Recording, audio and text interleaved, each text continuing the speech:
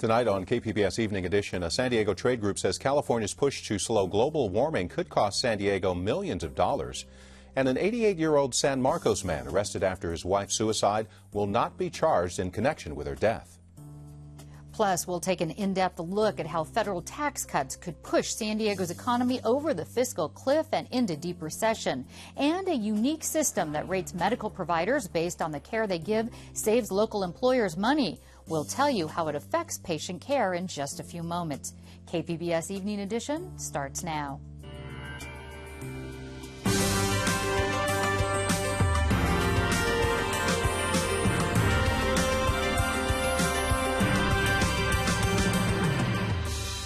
KPBS Evening Edition is made possible by Joan and Erwin Jacobs and by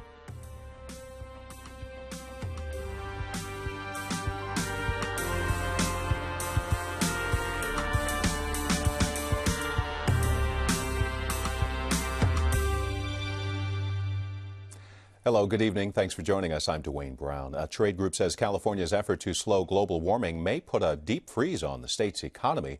They're calling on state lawmakers to delay a Global Warming Solutions Act. KPBS Metro reporter Katie Orr joins us from the News Center. So, Katie, who's the trade group and what are their concerns with this Assembly bill? Dwayne, the group is the California Manufacturers and Technology Association. It commissioned a study that found San Diego City and County could lose $170 million in tax revenue over the next 8 years if AB 32 is implemented in January. The legislation aims to reduce greenhouse gas emissions in the state to 1990 levels by 2020. Association President Jack Stewart says the law puts California at a competitive disadvantage. We've seen a dramatic flight of businesses out of California over the last several years during this recession and actually before. And what's going to happen is our fear is that when you have these new AB 32 costs put on business, you're going to see more and more companies deciding to go someplace else to manufacture. Has a responsibility to say. And Katie, why does the group just want to delay the law instead of trying to overturn it? Well, it agrees that some kind of regulation regarding climate change is good, but it says the state needs to come up with a less costly way to implement it. Also, in November 2010, voters rejected an attempt to suspend the measure. KPBS Metro reporter Katie Orr. Peggy Pico has an in-depth look tonight at a new report we told you about last night on how San Diego's economy may suffer if Congress fails to act on automatic tax cuts by the end of the year. Falling off the financial cliff is the title of a policy report from National University Institute for Policy Research. The brief warns if Congress can't agree on how to extend the Bush-era tax cuts set to expire in January, San Diego will lose nearly $6 billion. Here to help put the warning in context is Carl Luna, political science professor at Mesa College, and Eric Bruvold, president of National University System Institute for Policy Research. Thank you both for being here. Eric, I have to ask you, before we get to the specifics of what this actually is, how did you gather the data? What was the data that you gathered for this projection? Sure. We looked at federal spending, both defense and non-defense in San Diego County, and then we looked at San Diego incomes and how that's sort of distributed around the region. We built a model for how the taxes would apply, and then we calculated out those impacts in defense, non-defense, and the expiration of the tax cuts and what it would mean for San Diego. Specific to this region. Absolutely. Carl, give us a breakdown of the tax provisions that are set to expire. Basically, the entire Bush tax cut of the double aughts is going to go away. You're going to see a change in capital gains. All income levels will see their taxes go up, and it's going to be paid across the board. And Eric, so the report warns that San Diego will actually kind of be pushed into either another recession or go back into a deep recession again. Explain that number-wise. How come? Sure. So we in our region, we grew our economy last year, grew about somewhere between $6 to $7 billion. In direct impact from falling off the cliff would be about an impact of somewhere between $4.3 and $5.9 billion, but that doesn't include any of the multipliers that economists typically look at as money circulates throughout the economy. So we'd be looking at probably 20 to 30,000 in terms of job losses, probably negative growth for at least 2 quarters, if not 3 quarters in 2013. And it would feel as bad as the financial crisis in 2008 felt in San Diego. What about specifically for our defense industry here, which is huge? Is that included in those numbers? Absolutely. So the way the sequestration works is that if they don't reach an agreement by January 1st, there are across-the-board cuts that are going to be made. The president announced that he's going to focus largely on defense contractors, not on salaries and benefits to military personnel. So we estimated the impact in San Diego would be anywhere between $1.1 and $1.7 billion if those sequestration cuts come through. Getting back to the federal stalemate that sort of was put into place, Carl, how was this tax code set up, and is this expiration date negotiable? Well, anything's negotiable at some point if they make a new decision and it's passed into law. Right now, to raise the debt ceiling, they made a pact with the devil that if they did not work out substantial reductions in the deficit by January 1st of next year, automatic cuts, sequestration of spending, tax cuts go away and taxes go up. All that was supposed to happen. And now with that gun to their head, they figured that would make them actually make a deal. There's a possibility they may take the bullet. Yeah, they're certainly not going to do it, I think you said, before the election. But do you think a last-minute deal? You could see them let the tax cuts expire on Jan 1 and then come up with some last-minute deal. That could fall apart. They're playing a kind of a tightrope game here, and somebody's jumping up and down on the tightrope. So it's going to be a questionable outcome. Which side's going to blink? Will they make some sort of a compromise? This Congress is not like compromise. Let's get down to what's important for viewers here. I'll ask you first, and then also you, Carl. What are we likely to experience if this expires come January 2nd, the average family in San Diego? Well, the first thing San Diegan families will notice is that they will have more money withheld from their taxes as the IRS puts new tax withholding tables into place. If you work for defense contractors, you'll probably see an immediate slowdown. You may see that before the first of the year as people start to anticipate. And then as that ripples through the economy, it's really going to impact every San Diegan, from those in the upper 2% that are going to be paying higher income taxes to people who are running a corner grocery who are going to see less customers come to their store. What about you, Carl? Where do you see the impact coming to individual households in San Diego? Well, you're going to reduce discretionary spending. These are going to be coming into place right after the holidays, so people may be easing off on their holiday shopping, and that's going to hurt things. It's going to hurt government because you're not going to get as much money coming to local government, to state government. The pain is going to be everywhere. Okay, well, there's a lot more about this on our website. We've run out of time. Eric Bruvold and Carl Luna, thanks so much for being here. Thank you. Thank you, Peggy. The top U.S. commander in Afghanistan says one possible explanation for the recent spike in insider attacks may be tied to fasting during the Muslim holy month of Ramadan. General John Allen says the stress of fasting, personal grievances, and Taliban infiltration all added to the immense pressure Afghan forces are under. 10 U.S. service members have been killed by Afghan allies in the last 3 weeks. No charges will be filed against an 88-year-old San Marcos man in connection with his wife's suicide. San Diego prosecutors say the case against Alan Purdy couldn't be proven beyond a reasonable doubt. Purdy's 84-year-old wife, Margaret, was found dead in March. She left a suicide note, and family members say she suffered from an autoimmune disease for years. County Sheriff Bill Gore says as recently as March, Immigration and Customs Enforcement, or ICE agents, had desks in several county sheriff's offices. Gore told UT San Diego when he found out they were working out of offices in North County, he asked them to leave. Several years ago, ICE approached local law enforcement agencies about sharing space to track undocumented immigrants.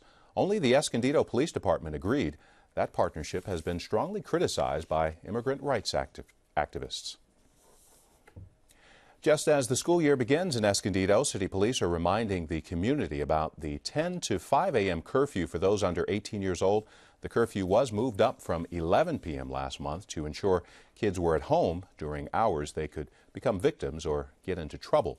The exceptions include emergency trips to or from work, traveling in a vehicle on the interstate, or running an errand for a parent or guardian. Kids out with a parent or responsible adult are also exempt from the curfew. The state auditor will review some of California's mental health spending to determine whether money from a 2004 ballot initiative is being properly spent. The audit committee unanimously approved the 8-month study today. The Associated Press says tens of millions of dollars raised from the measure has gone to programs for people who were not diagnosed with mental illness.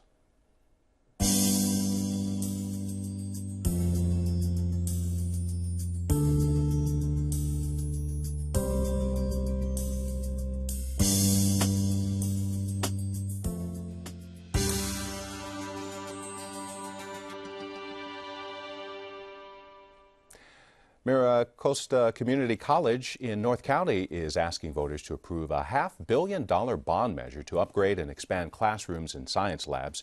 KPBS reporter Allison St. John says some voters think it's the wrong time to be asking for higher property taxes, but polling data suggests it has a good chance of passing. On their website, if you were a current student, you can click on their current students tab.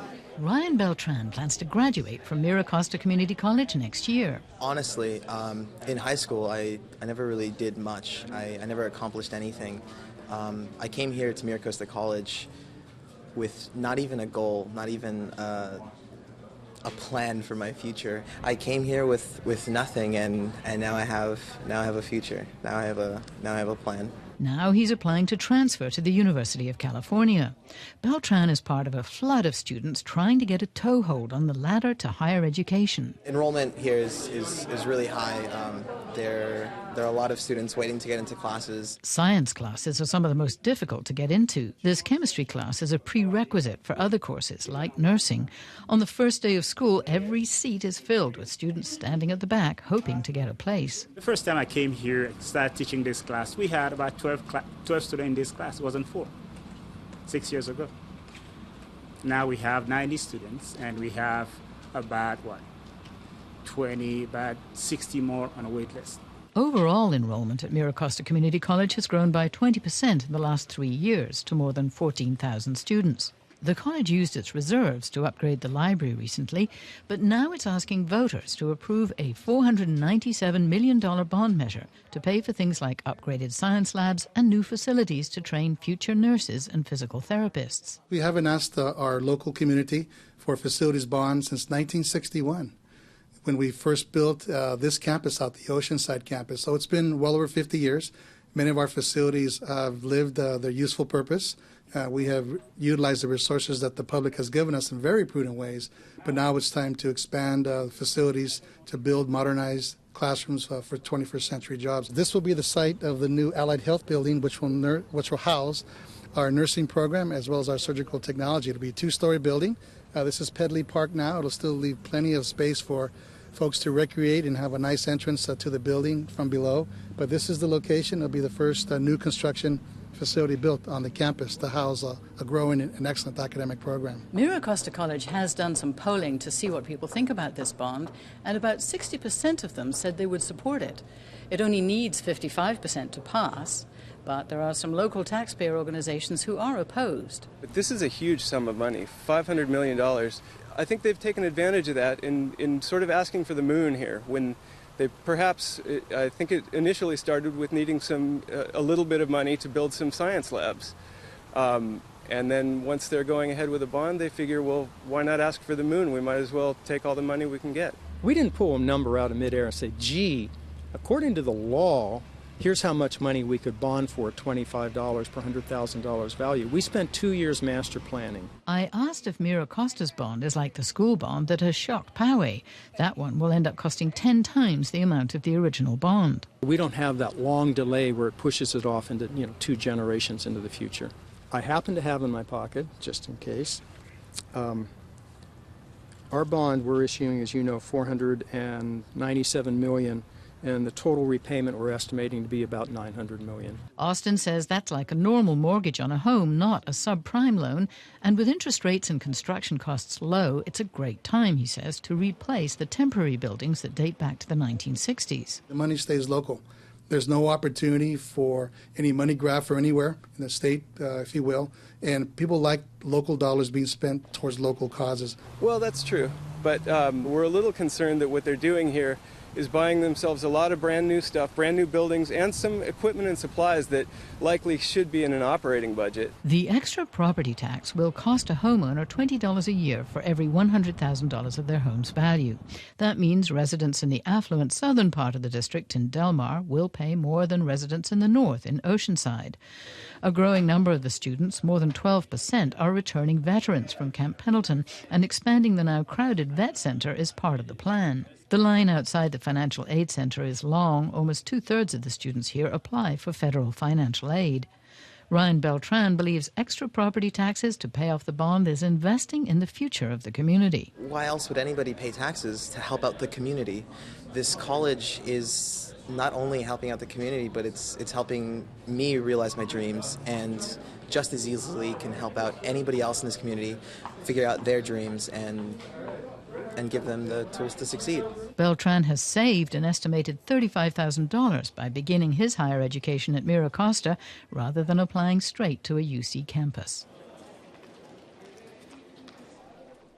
KPBS reporter Allison St. John. Mira Costa College's education bond is one of a few on the ballot this fall in the North County. The San Diego and Del Mar school districts are also asking voters to support school bonds. The districts say as state money dries up, they have to turn to the community for help. The circus has come to town, but it's not without controversy. The Ringling Brothers and Barnum and Bailey Circus has been in business for 142 years. And last year, Ringling paid a $270,000 fine for violating the Animal Welfare Act. Come here, Kelly. Kelly, say no. Kelly, say no. Good job, Kelly. If Kelly the elephant could talk, would she still be shaking her head no to claims Ringling Brothers is routinely abusing its elephants to get them to perform circus tricks? Kelly, kneel, or cross your legs first. All right, Kelly, change. Change. All right, Kelly, kneel. Kelly, kneel. Kneel. All right, good job.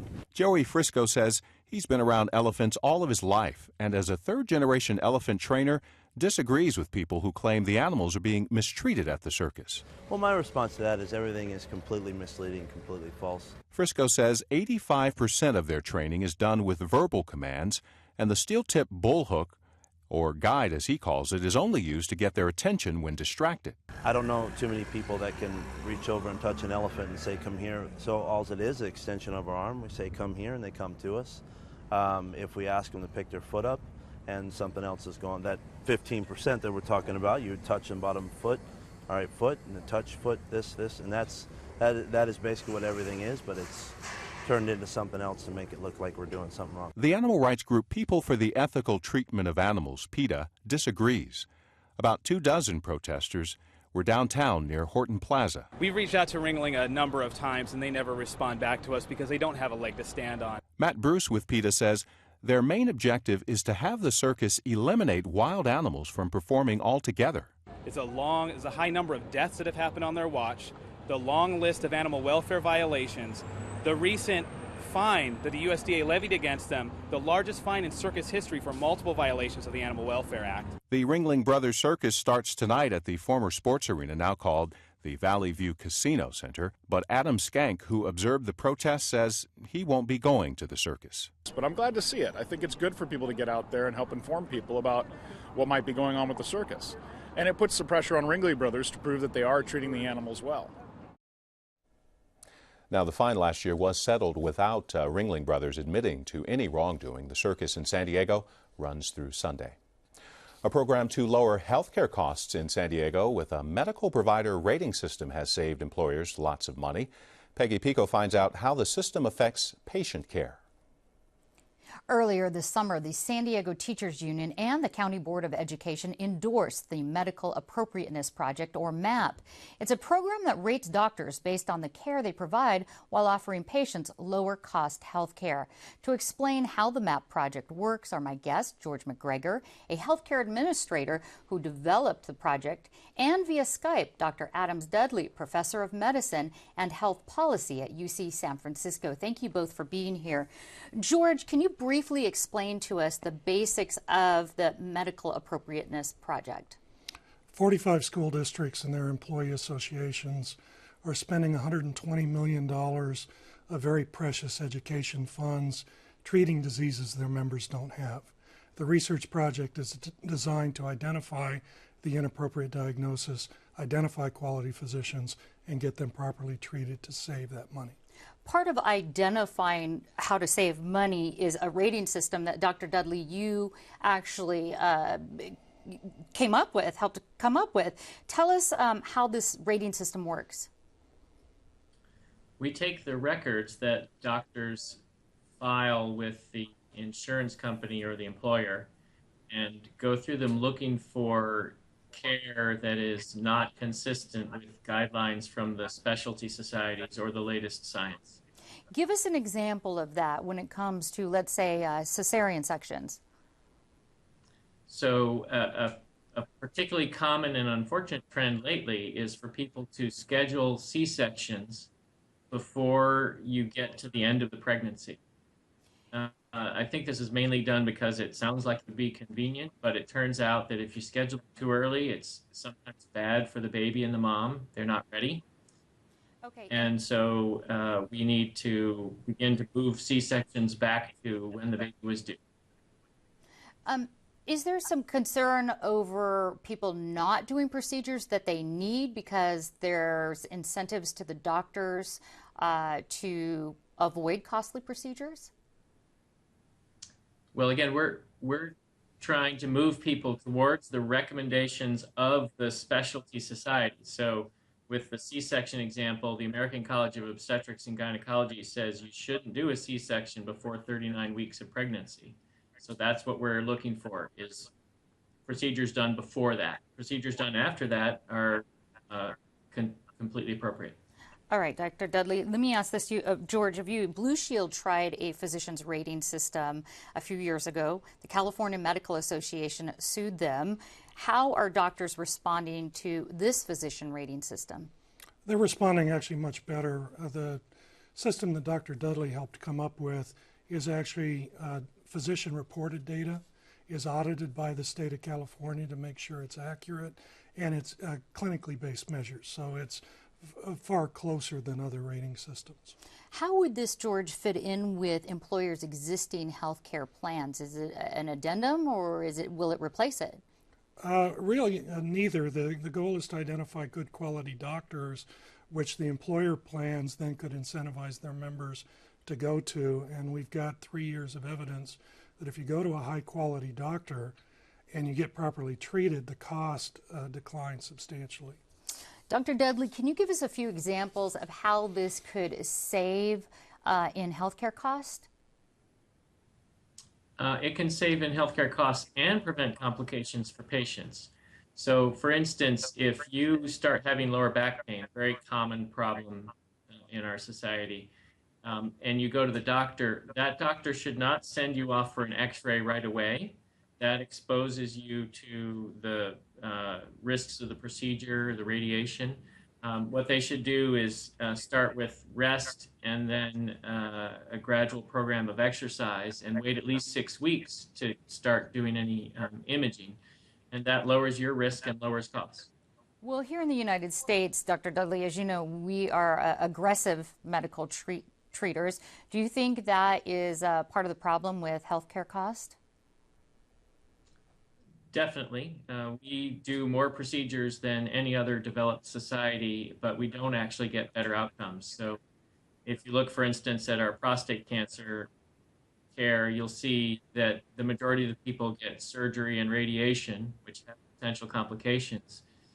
Here in the United States, other countries, people often are just watched for the development of complications, and they don't die any more often. All right, Dr. Prostate cancer is a very slow-growing cancer in most cases. Okay, we are running out of time, so I want to end with George. I have a question for you. How do you see this MAP project working with the new health care reform laws? I see it really working effectively with the health care reform laws. By getting people properly treated, they will actually leave the healthcare system sooner, and with the additional demands on the healthcare system as a result of the increased access under the law, then there will be that capability for treatment. All right, George McGregor and Dr. Dudley, thank you both for being here. Thank you. Thanks.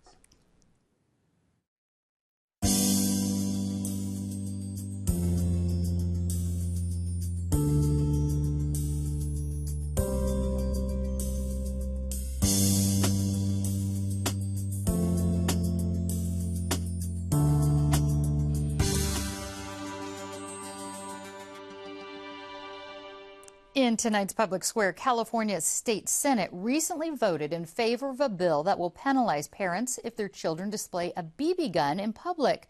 The fine is $100 for the first offense and $200 for the next. Some law enforcement supports the legislation, asserting modern BB guns look too much like real assault weapons. But Republican Senator Doug LaMalfa says the bill goes too far and turns parents into criminals for not properly storing a BB gun. He's not alone. From the KPBS website, Della Rick commented, "The police have become so militarized, not even children with BB guns are safe." Right Folks Post says, "We have bigger issues to deal with. This is what they do when we have an 11% unemployment rate and crushing fiscal problems. When will voters clean house in Sacramento?" While Ben72 wrote, "I suppose if they can't address any real problems, they can always make a mountain out of a molehill and pat themselves on the back for having climbed it." The BB gun bill must be approved by the Assembly before heading to the governor. To join in on this conversation or comment on any KPBS story, follow us on Twitter, like us on Facebook, or email us at publicsquare@kpbs.org. And you can find tonight's stories on our website, kpbs.org/evening edition. Thanks for joining us. You have a great night.